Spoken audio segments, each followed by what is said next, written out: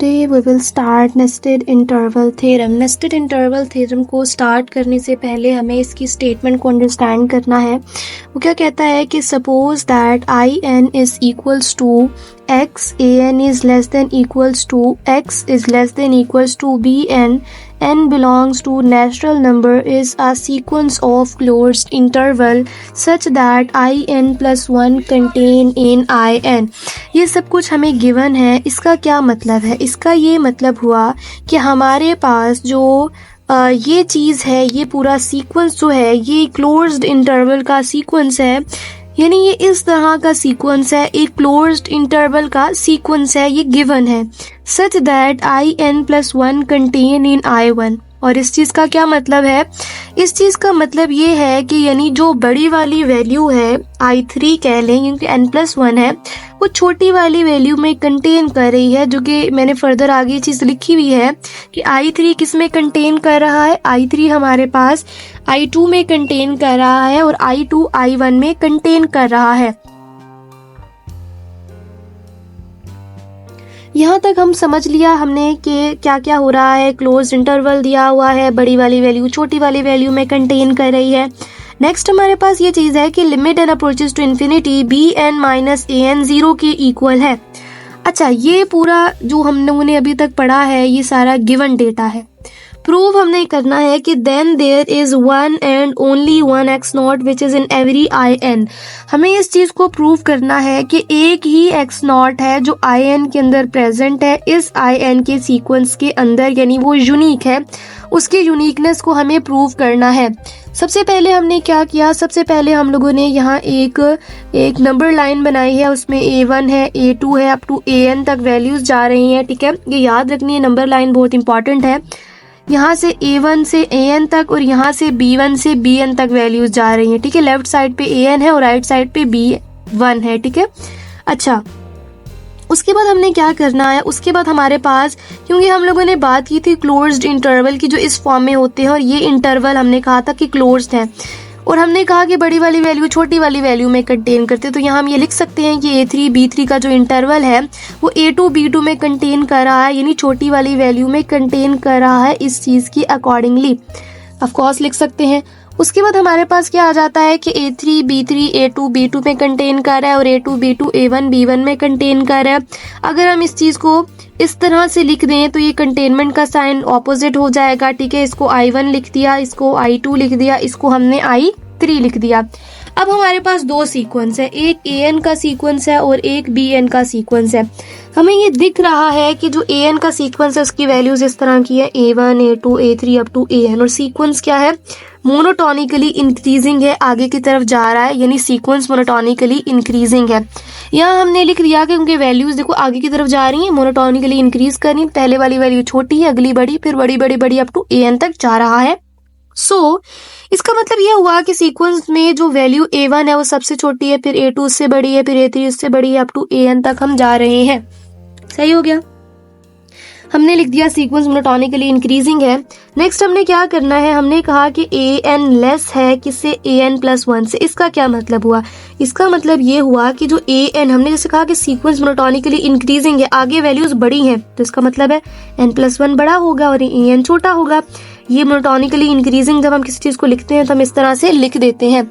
आगे हमारे पास क्या है? ये a1 जो है वो इसकी लोअर बाउंड है और b1 उसकी क्या है? अपर बाउंड है. सीक्वेंस इस वजह से बाउंडेड हो गया है, और मोनोटोन कन्वर्जेंस थ्योरम के अकॉर्डिंगली जब भी कोई सीक्वेंस बाउंडेड होता है तो वो ऑब्वियसली कन्वर्जेंट भी हो जाता है. तो हमने लिख दिया कि an सीक्वेंस कन्वर्जेंट हो गया. There exist a point x not in an. ठीक है, वहाँ हमारे पास जब कोई भी सीक्वेंस कन्वर्जेंट होता है तो वहाँ हमारे पास ये बात हम लोगों को समझ आनी चाहिए कि लिमिट पॉइंट एग्जिस्ट कर रहा होगा. तो हमने कहा कि एक limit point x not exist करता है. और नेक्स्ट हमने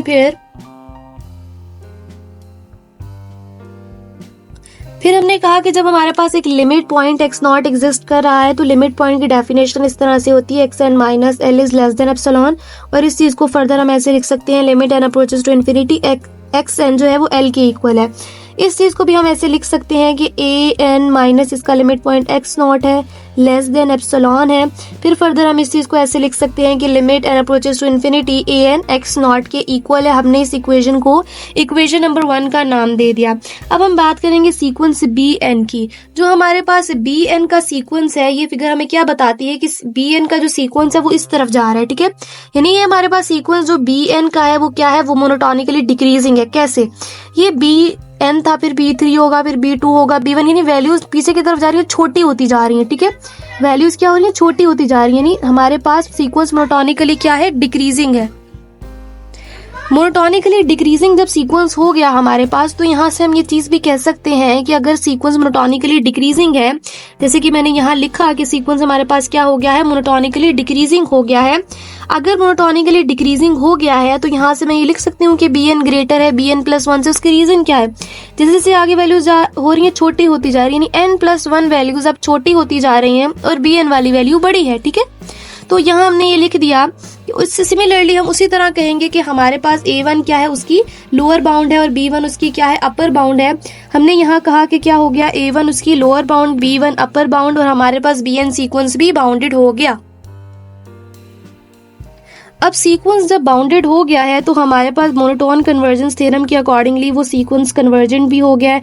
उसी तरह हमारे पास वहाँ एक लिमिट पॉइंट एग्जिस्ट करेगा, लेकिन वो हमने एक्स नॉट डैश कर दिया।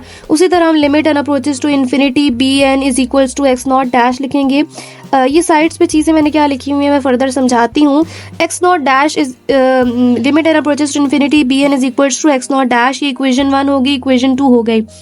थ्योरम की स्टेटमेंट में हमारे पास था कि जो limit N approaches to infinity b n minus a n है वो 0 के इक्वल है। वही चीज हमने यहाँ लिखी, limit N approaches to infinity b n minus a n किसके इक्वल है, 0 के इक्वल है। अच्छा, ये लिखने के बाद हमने क्या कहा, ये लिखने के बाद हमने कहा कि अगर हम इस पे भी लिमिट अलग से अप्लाई कर दें और इस पे भी अप्लाई कर दें, कोई मसला नहीं है। Limit N approaches to infinity b n x not dash के इक्वल था और limit N approaches to infinity a n ये स्टार्टिंग में हमारे पास दिया हुआ है किसके इक्वल है, ये हमारे पास एक्स नॉट के इक्वल है। तो यहाँ से हम लोगों ने ये चीज कर ली, यहाँ से x not dash x not के इक्वल आ गया और हमारे पास लिमिट क्या हो गई, यहाँ से हमने कहा कि there is only 1 x not in i n, यहाँ से ये चीज हमने कह दी। अब हमें इसकी क्या चेक करनी है, अब हमें इसकी यूनिकनेस चेक करनी है, ठीक है। इसकी यूनिकनेस चेक करने के लिए हमें ये तो प्रूव कर लिया कि एक ही एक्स नॉट आई एन के अंदर एग्जिस्ट करता है, लेकिन उसकी यूनिकनेस भी प्रूव करनी होगी। उसकी यूनिकनेस प्रूव करने के लिए हमने कहा कि लेट हमारे पास, क्योंकि x not dash x not के इक्वल था, तो हमने कहा कि यहाँ से हमने कहा कि एक्स नॉट हमारे पास क्या है, एक लिमिट पॉइंट है, ठीक है। और हमने एक नंबर लाइन बनाई, इधर एक्स नॉट लिखा, इधर x not minus epsilon, x not plus epsilon, AN1 BN1। इसका क्या पर्पस है मैं बताती हूँ। AN एक्स नॉट को कन्वर्ज कर रहा है, जैसे कि ये चीज अब हम लिखते हैं limit N approaches to infinity AN x not के इक्वल है, इसका मतलब होता है कि AN एक्स नॉट को कन्वर्ज कर। इसी तरह BN किसको कन्वर्ज कर रहा है, एक्स नॉट डैश को। हमने लिखा कि AN जब एक्स नॉट को कन्वर्ज कर रहा था तो हमारे पास वहाँ एक इंटीजर N1 एग्जिस्ट कर रहा था और ये AN1 x not minus epsilon से बड़ा है, क्योंकि ये वैल्यू पीछे वाली छोटी है और ये बड़ी है। सिमिलरली BN जब एक्स नॉट डैश को कन्वर्ज कर रहा था, वहाँ एक इंटीजर N2 एग्जिस्ट किया और यहाँ हम क्या लिखेंगे, यहाँ हम लिखेंगे कि BN2 जो है वो लेस है एक्स नॉट प्लस एप्सिलॉन से। यहाँ हम लोगों ने ये चीज लिखनी है, हमने ये लिख दिया कि BN2 जो है वो लेस है एक्स नॉट प्लस एप्सिलॉन से। तो ये दो inequalities AN1 greater than x not minus epsilon और BN2 less than x not plus epsilon, ये दोनों इनइक्वालिटीज ये इंप्लाई करती हैं कि N1 और N2 के बियॉन्ड हमारे पास कोई ऐसा पॉइंट एग्जिस्ट नहीं करता, ठीक है। कोई और पॉइंट नहीं है, एक ही XN या एक्स नॉट पॉइंट है जो कि उसमें प्रेजेंट है, यानी वो हर IN के अंदर प्रेजेंट है और वो क्या है, यूनिक है। यहाँ ये हमारे पास थ्योरम क्या होता है, एंड होता है।